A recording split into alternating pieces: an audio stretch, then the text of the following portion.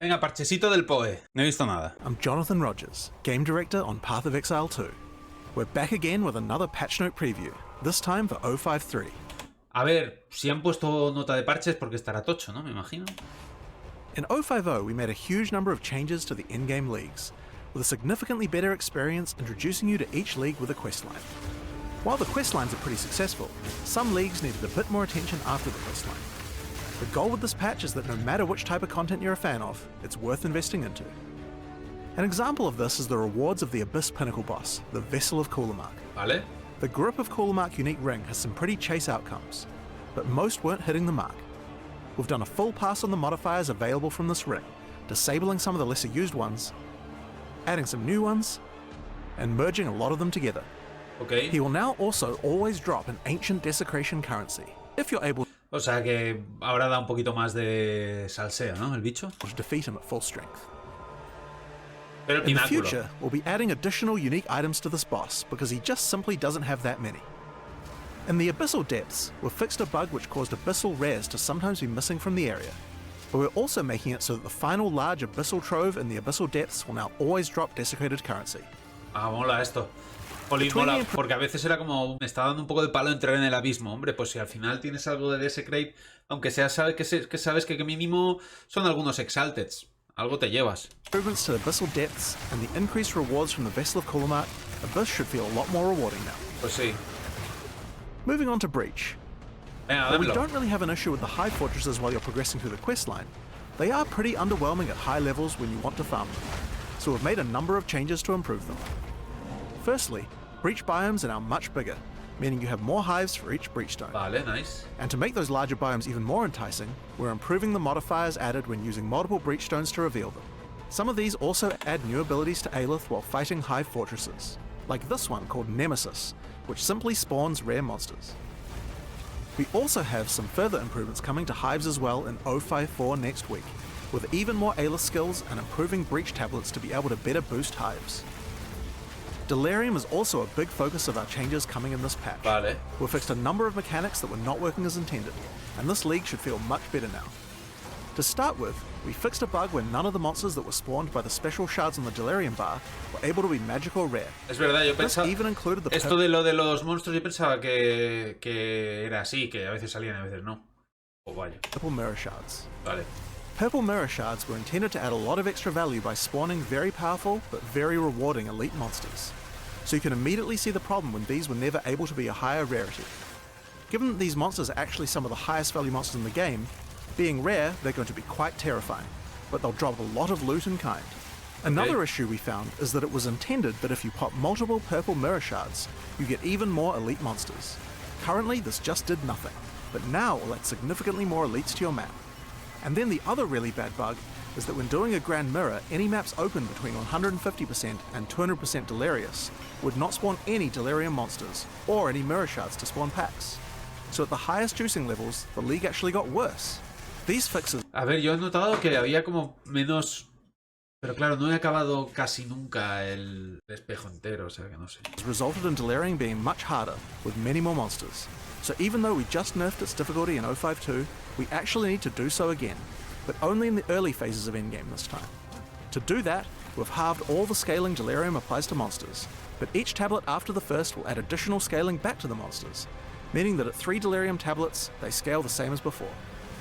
Overall, these changes mean that Delirium is a much better league, with better combat, better rewards, and more ability to scale the difficulty and rewards. Nadie estaba haciendo delirium, ¿o qué? Adrede, ¿no? Solo hacías si te caía en el sitio y ya está, ¿no? Into the late endgame. But that's not all we changed. Simulacrums were also not scaling well into the endgame either, so we wanted to address those too. Previously, simulacrums started at 0% deliriousness. They now begin at 100% and ramp all the way up to 200% over the course of the run. We've also decided to remove the old wave modifiers. These didn't actually make anything more rewarding, just made things more difficult. No, me metí una vez y me mataron. Instead of that, we've added a new mechanic to simulacrums O me that keeps salí, you no in me acuerdo. control. After completing each boss room, you can now make an optional choice between 3 mirror shards. One will add bosses to all subsequent rooms, one will add modifiers to the area that make it harder and more rewarding, and one will add more monsters, including the elite ones. You might want to just stack bosses. or maybe you want to increase the density, or if you're finding it too difficult, select none. It's your call. Next, Expedition. Venga, a ver, va. Grand Expeditions had a lot of reward potential in the hands of highly optimized players, but they weren't. Ah, ¿esto qué está pasando? Ah, no lo estáis viendo. Shit. Ahora sí. Ah. Esto es porque tengo activo la segunda cosa de la que vamos a hablar. Me sale en el vídeo de YouTube, tío. Locura, ¿eh? Si capto solo el vídeo, como estaba haciendo ahora, pues no se ve. Pero en pantalla sí. Ahora luego hablaremos de esto. Particularly rewarding for the average player. The way that Grand Expeditions are being played at the top end involves entering the area, assessing all the remnants, and if there are no good ones, then immediately leaving and moving on. We want to make it so that every Grand Expedition is worth spending time on, so we've made a lot of improvements here. Firstly, the chests. When you entered a Grand Expedition before, what you saw was a bunch of mostly useless armor and weapon chests. Now, it's treasure. Take a look at this difference. Vale, o sea, puede haber algo de currency. Bueno, está bien. There are a ton of other valuable chests dropping much cooler rewards. Ya But veremos. even the weapon and armor chests are much better. Notice how the icons are golden now? This is because they're much rarer but guarantee an exceptional base type. So the Vale, ok. Porque tal como están las bases de caras, a lo mejor vale la pena. chests are way more valuable, but we wanted to make the monsters more valuable too. To do this, each rune which is passed on by each remnant now applies significantly more rarity bonuses to the monsters. Combined with our third change, which is adding significantly more remnants, you can get some very rewarding encounters just by slaying enemies, if you can overcome the challenge. At Vale. the same time, we thought the length of the encounter was too long, so we've reduced the number of explosives by Ah, 25%. ha escogido la mala. Overall, it should be more rewarding and take less time to do. Ah, aquí sí que sabía, ¿eh? Now, another feedback we've had is players not wanting to use rune-forged armors at endgame due to having to sacrifice too much of their other defenses. Correcto. To address that, we've reduced the amount of armor, evasion, and energy shield lost by ¿Y endgame qué quiere decir? Cuando estás en mapas, cuando te has pasado la campaña. armors when rune-forging them in endgame. Finally, let's talk about the temple. Previously, there was an Atlas passive that caused temple rewards to appear in ordinary areas. Lo que pasa es que no le he puesto Runic Ward. Le puse Runic Ward a las botas. While it was powerful, it effectively undermined the rewards of the entire temple building mechanic, meaning that not many people were really running them. So we're replacing it with something much more interesting. Now, after allocating the node, activating a Val beacon corrupts a rare or unique enemy in the area, modifying them unpredictably. This can create a variety of outcomes. A monster might gain additional modifiers, become significantly more dangerous, or receive valuable reward enhancements. The result is a mechanic that creates memorable moments while leaning much more heavily into the themes of corruption and risk Nice. that define the Val.